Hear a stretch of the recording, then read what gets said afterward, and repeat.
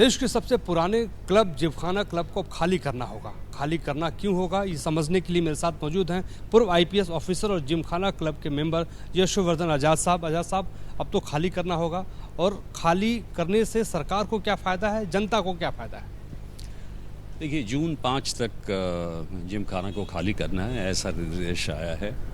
और इसको खाली करने से सरकार को क्या फ़ायदा होगा मुझे नहीं मालूम, क्योंकि अचानक एक रक्षा संस्थान बनाने के लिए और इसी जगह का चयन करना वो मेरी समझ से परे है, क्योंकि सुरक्षा का तो कोई कारण नहीं होना चाहिए, क्योंकि सबको मालूम है कि प्रधानमंत्री जी का जो निवास है वो पीछे शिफ्ट कर रहा है, वहाँ से शिफ्ट कर रहा है।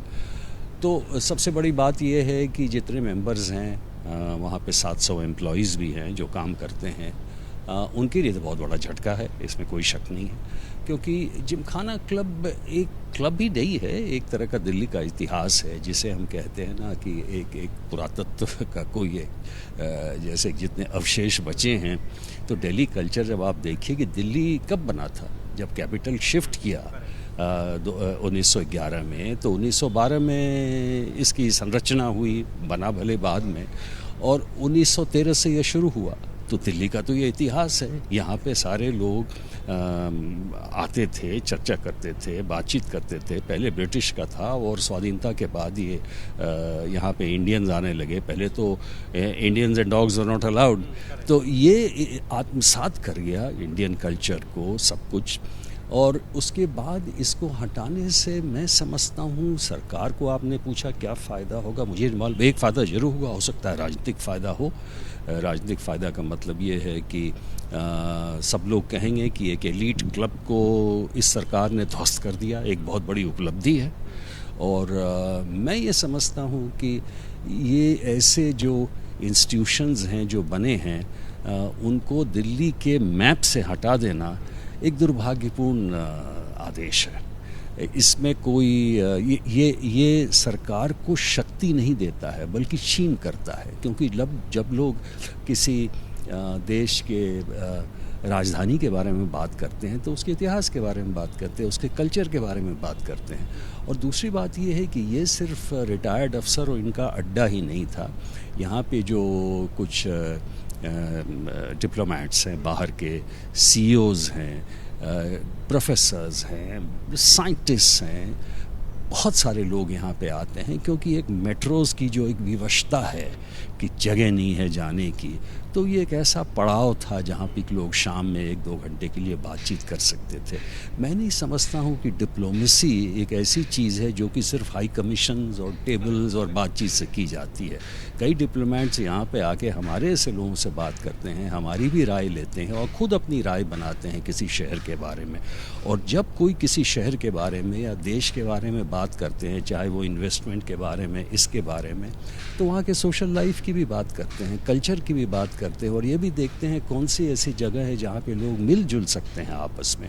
तो मैं समझता हूँ कि उस हिसाब से दिल्ली को बहुत बड़ी क्षति होगी। और ये बात मैं इसे नहीं समझता ये अमीरों की लड़ाई और गरीबों के बीच में है। तो अगर ये लड़ाई वैसी है तो मैं तो आग्रह करूंगा सरकार से कि इस पूरी ज़मीन को आप एक ग्रीन जोन डिक्लेयर कर दें, जिसमें आप ये जितने स्लम रिहैबिलिटेशन की कार्रवाई करें या उसमें लो कॉस्ट इनकम ग्रुप्स के घर बना दें, फिर हमें कोई आपत्ति नहीं। आपने बड़ी बात ये कही है कि जो है बहुत बड़ी क्षति होने जा रही है दिल्ली के भीतर, क्योंकि तमाम मुद्दों पे वहाँ पे विस्तृत रूप से चर्चा होती है और कोई ऐसी जगह दिल्ली के भीतर नहीं है जहाँ पे लोग इकट्ठा होकर बात कर पाएँ। लेकिन इस पूरे जिमखाना क्लब को लेकर 2 धड़ों में लोग बढ़ते हुए नजर आ रहे हैं। कुछ लोगों का कहना है कि जनता को क्या फ़ायदा है, पब्लिक को क्या फ़ायदा है, और मेंबरशिप तो किसी को मिलती नहीं है। तमाम ऐसे लोग हैं जिनको सालों लग जाते हैं मेंबरशिप लेने में, उनके लिए आप क्या कहें? देखिए, ऐसा है कि हर क्लब के कुछ रूल्स होते हैं, और जिमखाना के वैसे ही रूल्स बने हैं। आधे जो हैं वो सरकारी कर्मचारियों के लिए हैं और आधे गैर सरकारी कर्मचारी यानी कि प्राइवेट संस्थानों के लिए भी हैं। फिर कुछ लोग जो हैं वो कॉन्ट्रैक्ट पे भी मेंबरशिप उन्हें मिलता है देके। तो ये तो सही है कि सब लोगों को मेंबरशिप नहीं मिल सकता, और इसलिए कुछ लोग खुश भी हो रहे हैं कि भाई चूँकि उन्हें मेंबरशिप नहीं मिला इसलिए अच्छा है कि इसे ध्वस्त किया जाए। लेकिन सवाल वो नहीं है।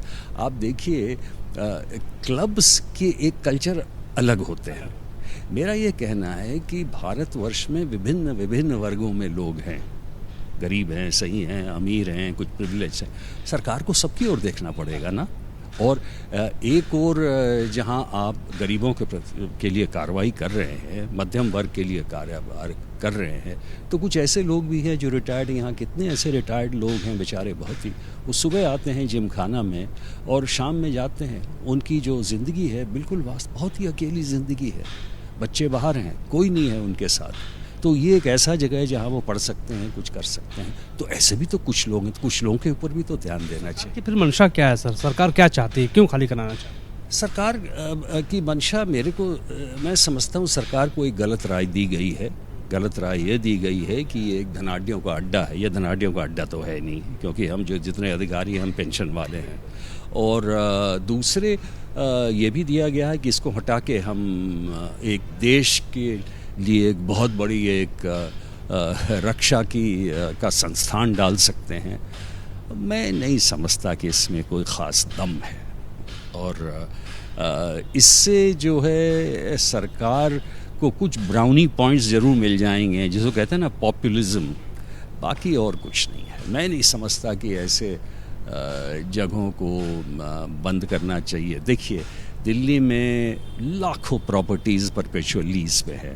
कितनी दुकानें हैं, कितने संस्थान हैं, कितने रिलीजियस इंस्टीट्यूशंस हैं। या तो आप सबका ऑडिट करें एक साथ, सबका ऑडिट एक साथ करें और उसमें भी जिमखाना भी साथ रहे, तब तो कोई बात है। ये एक सेलेक्टिव जो आपने विशेष रूप से इसका चुनाव किया और उसके बाद इसको बंद किया, ये अनुचित है थोड़ा। क्या लगता है सर, आगे का क्या रास्ता है? क्या बचाने का भी कोई रास्ता है जिमखाना क्लब? देखिए, जैसा मैंने सुना है कुछ लोग कोर्ट में जा रहे हैं आज, और मैं समझता हूँ कोर्ट से स्टे मांगेंगे और उसके बाद जो विधिवत कार्रवाई होती है विधि पूर्वक वो की जाएगी कोर्ट के जरिए, और तो कोई उपाय है नहीं। Thank you so much ABP news Thank में बात करने के लिए। सहयोगी राजेश कुमार के साथ मोहित राज दुबे, एबीपी न्यूज़ दिल्ली।